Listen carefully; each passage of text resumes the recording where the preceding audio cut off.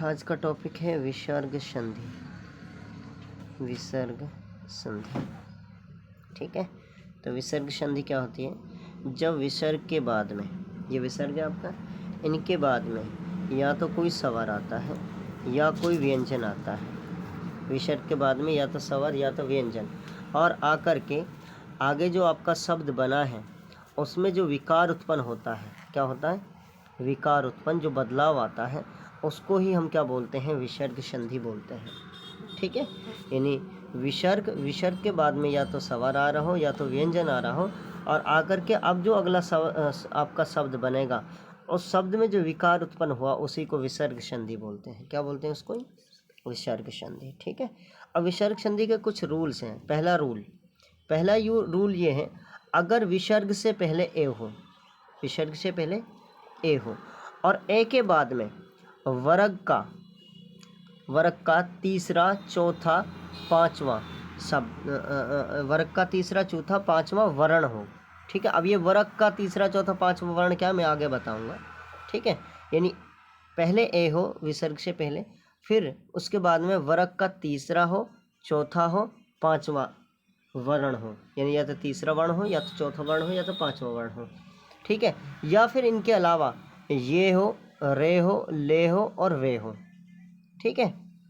तो हम क्या करेंगे, फिर जो आपका विसर्ग है ना, ये विसर्ग ये ओ में बदल देगा। किस में बदल देगा? ओ में बदल देगा। किस में बदल देगा? ये ओ में बदल देगा। अब ये वर्ग का तीसरा चौथा पांचवा क्या है? ये कौन सा वर्ण है? देखिए, आपको मैंने पीछे बताए थे के, चे, टे, ते और पे, ठीक है। यानी के का, ये के एक वर्ग है, के का तीसरा अक्षर हो, तीसरा वर्ण हो, चौथा वर्ण हो या पांचवा वर्ण हो, के का, यानी के के बाद में तीसरे नंबर पर जो आता है के, खे, गे, और या तो गे हो या तो घे हो या तो डे हो, ठीक है। अच्छा, चे के बाद में तीसरा चौथा या पांचवा, ऐसे टे के बाद में तीसरा चौथा या पांचवा, टे ना हो, ठे ना हो, डे हो, ठीक है। यानी तीसरा हो, चौथा हो, पांचवा हो, ऐसे ही तीसरा चौथा पांचवा इन सब का वो क्या है आपका? वही आपका वर्ग का तीसरा चौथा पांचवा वर्ण है, जो मैंने पीछे लिखवाया था, ठीक है। यानी यही क्या है आपका? यही आपको जो मैंने बताया था कि अगर विसर्ग के बाद में तीसरा चौथा पांचवा वर्ण हो तो हम फिर विसर्ग को ओ में बदलते हैं। किस में बदलते हैं? ओ में बदलते हैं। तो वो तीसरा चौथा पांचवा वर्ण ये हैं, यानी के का तीसरा, चे का तीसरा, टे का तीसरा, ते का तीसरा, पे का तीसरा, ठीक है, या चौथा पांचवा, समझे? अच्छा, जैसे फॉर एग्जांपल हमारे पास है मन, क्या है? मन प्लस बल, ठीक है। देखिए मन, अब आप कहोगे विसर्ग से पहले तो ए नहीं है। देखो एन में ना, एन में एक्चुअल में एन बनता है ऐसे, ने जमा ए, ऐसे बनता, तो ए तो है विसर्ग के बाद में, है ना। और इसके बाद में क्या है? बे, तो बे किस में आता है? ते, थे, दे, धे, बे, पांचवें नंबर पर आ, ते, थे, दे, धे, बे आता है, नहीं आता? देख लेते हैं एक बार, एक सेकेंड। तो बे आएगा किसमें? पे, फे, बे, तीसरा अक्षर है। पे वर्ग में से कौन सा अक्षर है? तीसरा अक्षर है, सॉरी, पे वर्ग में से कौन सा है? तीसरा अक्षर है, यानी बे। तो अगर ए आ रहा है विसर्ग के बाद में और बाद में क्या है? पे वर्ग का तीसरा आ रहा है, तो हम किस में बदल देंगे? ये हम बदल देंगे किस में? भाई हम बदल देंगे किस में? विसर्ग को ओ में बदल देंगे, यानी मनो। किस में बदल देंगे? मनो, ओ में बदल गया ना भाई, विसर्ग किस में बदल गया? ओ में, बाकी सेम लिखना, मनोबल। क्या बन जाएगा? मनोबल। समझ में आया? ठीक है। दूसरा,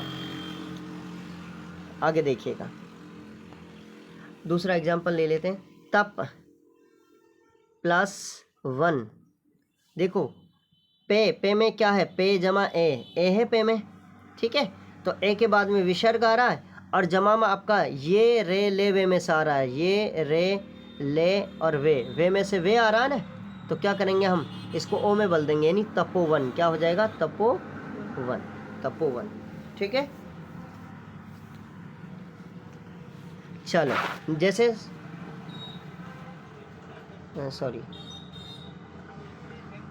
जैसे आपका है मन है प्लस हर, तो क्या हो जाएगा, देखो है आ रहा है, ये रेलवे में ये रेलवे है, उनमें से है आ रहा तो मनोहर, क्या हो जाएगा, मनोहर।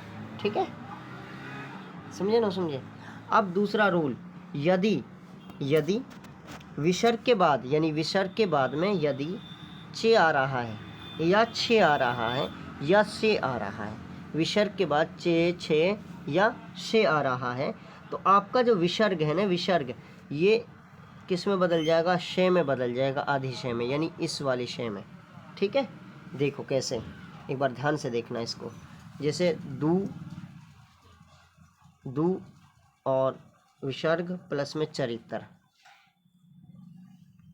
देखो चे आ रहा है विसर्ग के बाद में, तो आपका ये विसर्ग शे में बदल देगा, दुष्चरित्र, क्या हो जाएगा, दुष्चरित्र। बहुत आसान है ये तो। ठीक है, अगला देख ले रहे हैं। इसके अलावा हरि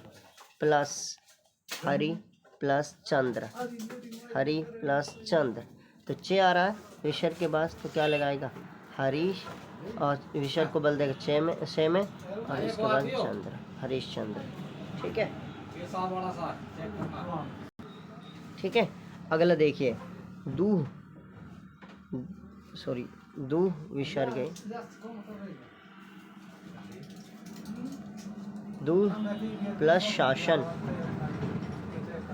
दू प्लस शासन। देखिएगा अगर विसर्ग के बाद से आ रहा है तो भी तो सेम ही बदल देगा, यानी दुशासन, दुशासन, दुशासन। ठीक है, यदि विसर्ग के बाद में ना, विसर्ग के बाद में या तो आधी ते आ जाए, ठीक है, या फिर पूरी शे आ जाए। ठीक है, तो ये विसर्ग किस में बदल जाएगा, आधी शे में बदलेगा। किस में बदलेगा, अगला आपका जो रूल है तीसरा नंबर का, वो ये है कि अगर विसर्ग के बाद में आधी ते आ जाए या से आ जाए, तो हमारा जो विसर्ग है ये आधी शे में बदलेगा। देखिएगा कैसे, देखो ध्यान से देखना, नी प्लस तेज, क्या, नी प्लस तेज। देखो ये ते जो है ना, ये ते बना है ते जमा ए में। ठीक है, ते जमा ए में ऐसे बना है, या इसी ते की बात करो तो आपको पता ते जमा ए ऐसे बनता है, तो ये तो आधी ते है। तो आधी ते अगर होता है, आधी ते अगर होता, अच्छा क्या बता रहे हैं हम लोग, हम कर रहे थे कि अगर विसर्ग के बाद में छे आए, सॉरी ये तो पहले कर लिया हमने छे का, तो या तो हमारा ते आए आधे वाला, या हमारे पूरी शे आए, तो ये आधी शे में बदलेगी, ये बता रहे थे हम लोग। जैसे फॉर एग्जांपल, नी प्लस संकोच, क्या हो जाएगा, निसंकोच, क्या हो जाएगा, निसंकोच, आधी शे में बदल जाएगा। ठीक है, किस में बदल जाएगा विसर्ग, आधी शे में। वजह क्या है, क्योंकि यहाँ क्या है, पूरी शे है। ठीक है, अच्छा जैसे मन प्लस ताप, तो देखिएगा यहाँ ते आ रहा है और ये ते आपका ऐसे है, ते जमा में ए ऐसे है, तो आधी ते आ रही है, तो ये हो जाएगा मनस्ताप, क्या हो जाएगा, मनस्ताप। देखिए अगला रूल देखिए, रूल नंबर 4, यदि विसर्ग के बाद क्या आ रहा हो, के आ रहा हो, टे आ रहा हो, या फिर के टे या फे आ रहा हो, ठीक है, तो विसर्ग आपका षटकोण वाली से आधी शे में बदल जाएगा। ठीक है, ध्यान रखना, विसर्ग के बाद के आ रहा हो, टे आ रहा हो, फे आ रहा हो, तो आपका ये विसर्ग षटकोण वाली आधी शे में बदल जाएगा। जैसे फॉर एग्जांपल, नी प्लस कष्ट, तो ये हो जाएगा, यानी आपका के आ रहा है विसर्ग के बाद में, तो ये हो जाएगा निष्कष्ट, निष्कष्ट। ठीक है, आसान सा है।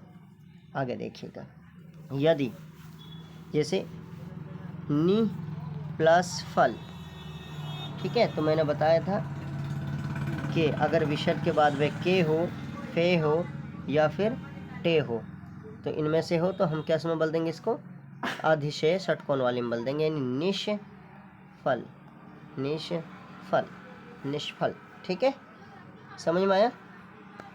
आगे, यदि विसर्ग के बाद विसर्ग से पहले, यदि विसर्ग से पहले कोई स्वर हो, यानी विसर्ग है उससे पहले क्या हो? स्वर हो। विसर्ग से पहले स्वर हो और बाद में स्वर, बाद में क्या हो? या तो स्वर हो या फिर वर्ग का, वही वर्ग यानी कचट तब जो मैंने शुरू में बताया, वर्ग का तीसरा, चौथा और पांचवा वर्ण हो, या ये, रे, ले और वे में से हो कोई, ठीक है, यानी इनमें से हो, यानी स्वर हो, स्वर के बाद में विसर्ग हो, या फिर विसर्ग के बाद में स्वर हो, यानी ये तो दोनों होना ही चाहिए। इनके बाद में या तो स्वर हो ये वाला, अगर स्वर नहीं है तो जो वर्ग का तीसरा, चौथा, पांचवा वर्ण हो कोई, या फिर ये, रे, लव में से हो। यानी अगर ये कंडीशन आ रही है तो फिर आपका जो ये विसर्ग है ये किस में बदल जाता है? ये विसर्ग आपका बदल जाएगा आधी रे में। किस में? आधी रे में बदल जाएगा। ठीक है, देखिए कैसे, दू प्लस गुण, देखिएगा यहाँ क्या है? विसर्ग है। विसर्ग से पहले क्या है? दू, ऊ की मात्रा, तो क्या है? स्वर है, यानी विसर्ग से पहले स्वर है और उसके बाद में भी क्या है? इधर देखिए ऊ की मात्रा, विसर्ग के बाद में भी स्वर है, तो आपका किस में बदलेगा? ये आधी रे में, यानी दुर्गण। किस में? दुर्गण, दुर्गण। ठीक है, किस में बदल जाएगा? दुर्गण। आगे देखिएगा, नी प्लस जन, देखिएगा ये कौन सा अक्षर है? तीसरा, चौथा, पांचवा वर्ग में से अक्षर है। ठीक है, तो आपका किस में बदल जाएगा? निर्जन। किस में बदल जाएगा? निर्जन। बहुत आसान सा है, देखिए जाएगा।